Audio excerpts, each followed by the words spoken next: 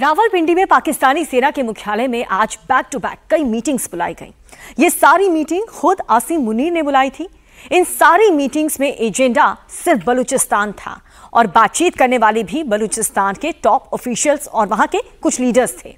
कुछ दिनों पहले तक जो आसिम मुनीर बलोचियों को धमका रहे थे, अब आसिम मुनीर को उन्हीं बलोच प्रतिनिधियों से बात करनी पड़ रही है, क्योंकि बलूचिस्तान मुनीर के हाथ से निकल चुका है।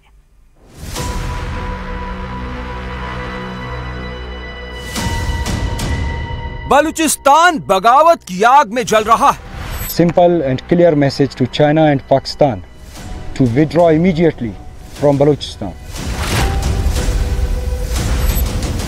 विरोध पाकिस्तान का भी हो रहा है, विरोध चीन का भी हो रहा है।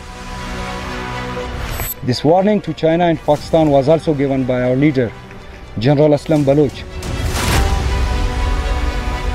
ट्रक पाकिस्तान के भी जलाए जा रहे हैं, ट्रक चीन के भी जलाए जा रहे हैं।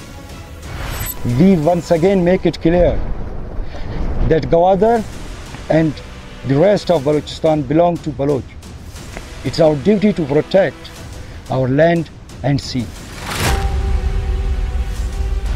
बलूचिस्तान में मुनीर की सेना पिट रही है। चीन को भी अल्टीमेटम मिल चुका है।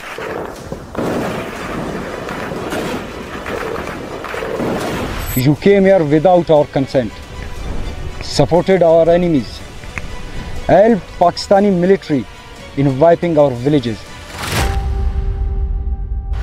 बलूचिस्तान में निशाने पर चीन पाकिस्तान का सीपेक प्रोजेक्ट है।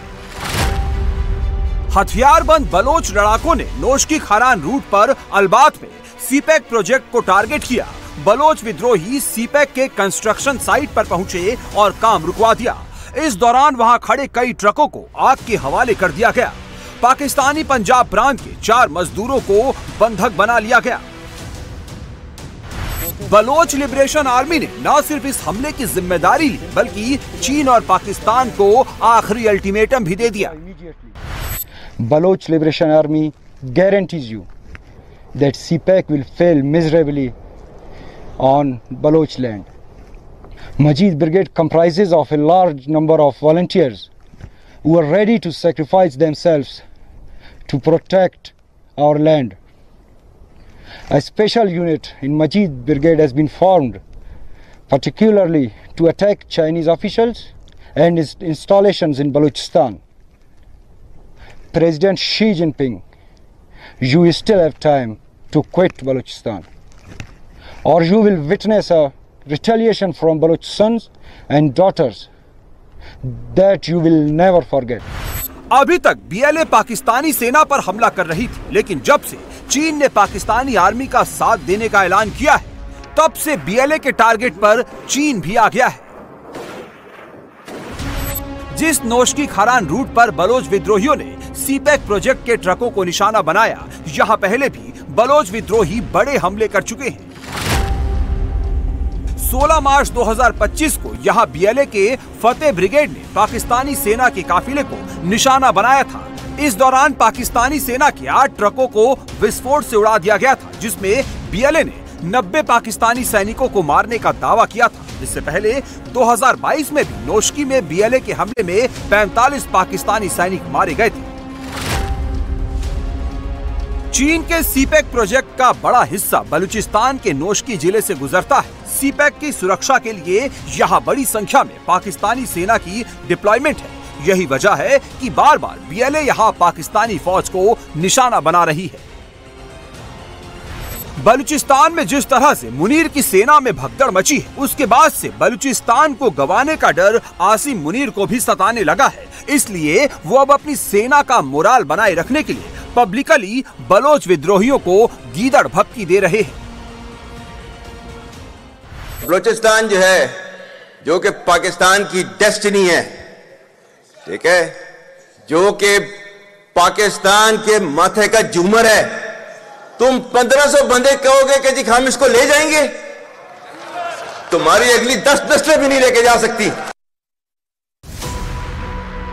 आसिम मुनीर कह रहे हैं कि बलोचियों की 10 नस्लें बलूचिस्तान को पाकिस्तान से अलग नहीं कर सकती, लेकिन सच्चाई ये है कि हर दिन हर घंटे बलूचिस्तान में पाकिस्तान की जमीन खिसक रही है और अब तो बलोच नेता भी पाकिस्तान को 10 नस्लों का इतिहास बता रहे हैं।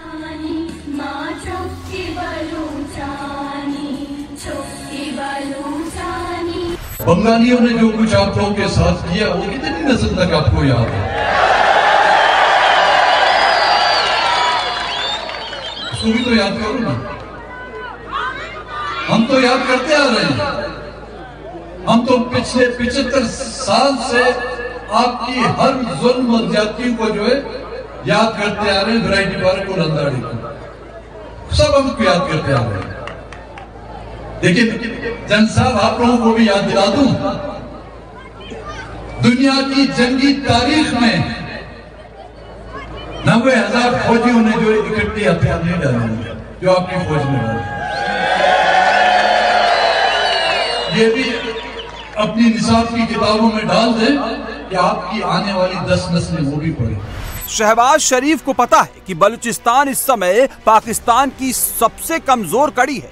बलूचिस्तान में जैसे हालात हैं वो बता रहे हैं कि पाकिस्तान का सबसे बड़ा सूबा उसके हाथ से कभी भी निकल सकता है।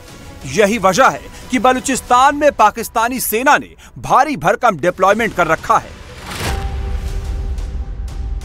पाकिस्तान का बलूचिस्तान प्रांत 3,47,190 वर्ग किलोमीटर में फैला है। पाकिस्तान के कुल क्षेत्रफल का 43.6% इलाका बलूचिस्तान का है।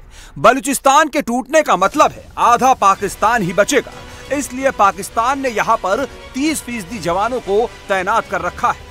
करीब करीब हर तीसरा पाकिस्तानी सैनिक इस वक्त बलूचिस्तान में तैनात है। बलूचिस्तान में सिर्फ सीपैक की सुरक्षा के लिए 34वीं लाइट इन्फेंट्री डिवीजन के 15,000 पाकिस्तानी सैनिक तैनात हैं।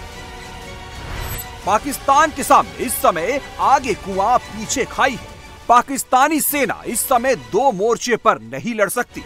इस वक्त बलूचिस्तान में जिस तरह विद्रोहियों ने पाकिस्तानी सेना की नाक में दम कर रखा है, उससे एक बात बिल्कुल क्रिस्टल क्लियर है कि पाकिस्तान को एलओसी या बलूचिस्तान में किसी एक को चुनना होगा। अगर पाकिस्तान ने बलूचिस्तान से अपने सैनिकों को एलओसी की तरफ मूव किया तो बलूचिस्तान पाकिस्तान के हाथ से निकल जाएगा।